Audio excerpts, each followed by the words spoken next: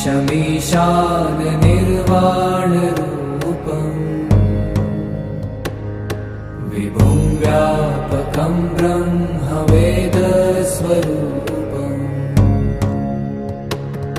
निजं निर्गुणं निर्विकल्पं निरीहम्